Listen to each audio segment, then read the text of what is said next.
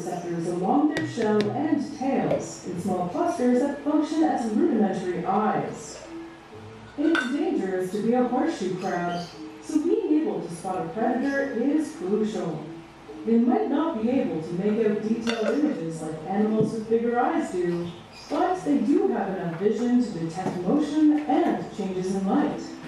Most of their photoreceptors are on compound eyes on top of the shield.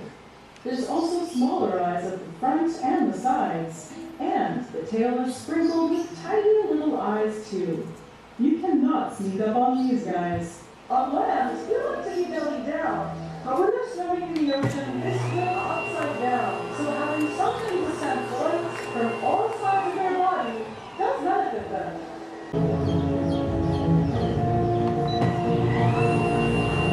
Hi, I'm Tanya Mary, and you're watching Paleologic.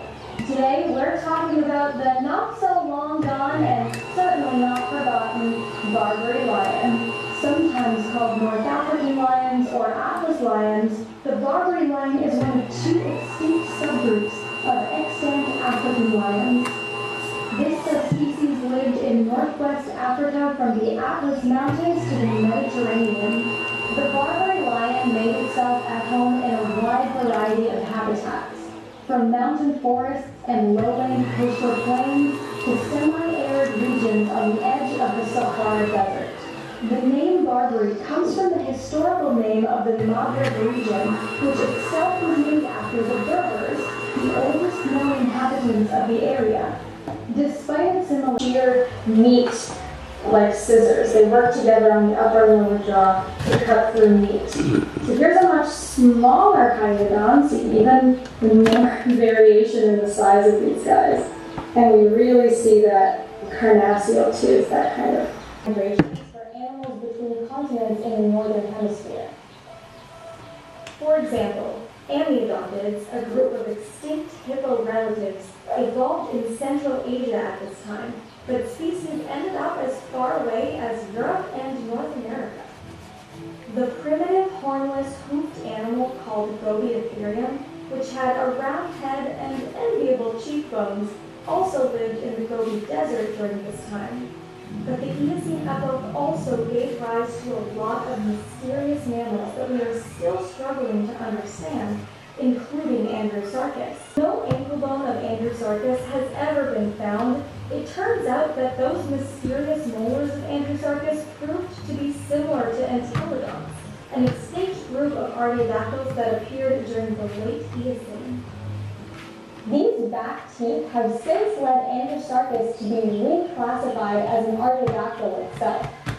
So while we now know that Andrewsarchus may not have been a Mesonyx, and Mesonyx may not have been related to whales, Andrewsarchus was an artiodactyl and in the same order as whales, making Andrewsarchus and whales indeed related.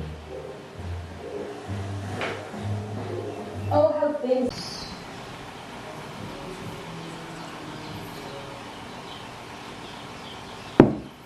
The ocean is deep, dark, cold, and full of mysteries. The bottom is all hard. Most common squid species max out at just a few dozen centimeters, barely the length of your forearm, making this giant squid one of the most extreme examples of deep sea death ever recorded. Its massive size is likely the result of its battles with the largest toothed predator on Earth, the sperm whale. What, did you think I was going to say T-Rex? Gotcha. While no one's ever filmed a full-on squid whale showdown, the evidence is etched on the whales themselves, in the form of sucker scars on their heads and squid beaks in the whale stomachs. Over time, natural selection likely favored squids that were large enough to escape, strong enough to fight back, or at the very least, harder to swallow. This is an example of thigh resolving in response to predation pressure. And the pressure to avoid eating leads to an increase in body size. And like that, with the other temperatures, slow metabolisms, low-light environments, you have a creature that's grown massive by themselves under extreme pressure. pressure and stress. And these molecules may one day help prevent the protein causing diseases like Alzheimer's. And the best part is that we barely scratch the surface. More than 80% of the ocean remains unexplored. Which means there must be other huge animal creatures down there just waiting to be discovered. And also, and if you want to learn more about the electric fire, check out our episode about Young Locust, an amazing example of how weird animals get into the depths of the sea.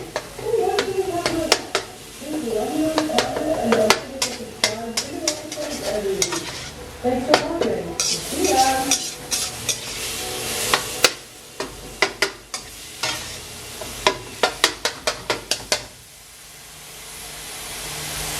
Wrapping of Norse mythology. Before modern times, all we had was mariners' tales and dead specimens found in the stomachs of whales or washed ashore on the beach. Most of the giant decapods found in Europe were likely Archipelagus Dane of seas. These hunting tools also work as their only self-defense against their main predators, whales. But how innumerable appendages and an oversized parrot beak translate to battle with some of the largest animals to ever live? Well, not great. Even more than the beaches where we sometimes walk ashore, the Sunday sperm whale is the most likely place you'll ever find in life. It dates all the way back to the Devonian. This was before creatures evolved out of the water and up onto land. And yet somehow, these creatures have survived and evolved all the way to today. Right now, there are around 30 million horseshoe crabs in the bay. Most of them have migrated from nearby estuaries. They come here every year to mate in one of the largest mating rituals in the world. The beaches of the Delaware Bay are mostly shallow and protected from large waves. They also warm up earlier in the year than other nearby beaches. This combination makes them the perfect location for horseshoe crabs to mate and spawn. You might not be able to see it right now, but out in these waters, there are millions of horseshoe crabs. And tonight, there'll be hundreds of thousands of them lining this beach. And these here, of course, are Atlantic horseshoe crabs. And the males are here to go for the ride of their lives. Ooh, another one! The females are here! Oh, the males are going to be excited now. Alright, this is an example of a stage 3 clinger. The male's holding on with his first pair of legs, and she's just dragging him up onto the beach where he can fertilize her eggs. It looks like this female.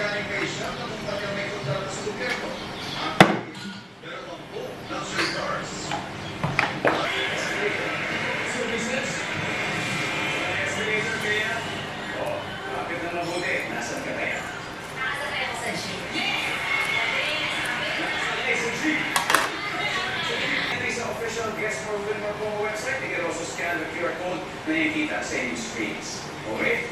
Ito, samantala, pero nakikita na po natin ang mga nanalo ng 10,000 pesos for August 27 and 28 sa ating guest for Win More Promo dito lang sa Family Field.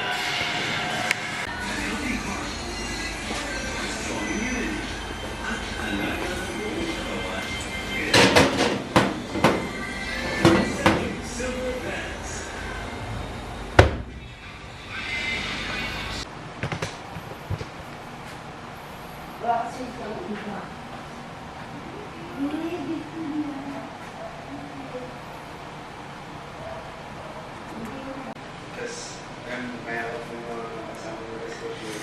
Kaya na siguro po. Ako yan, no, na wala niya na kami coach school eh. Kasi coach school, nagsalag niya. Isa, Bira siya, sabi ko bigla eh. Sabi ko, bigla, tapos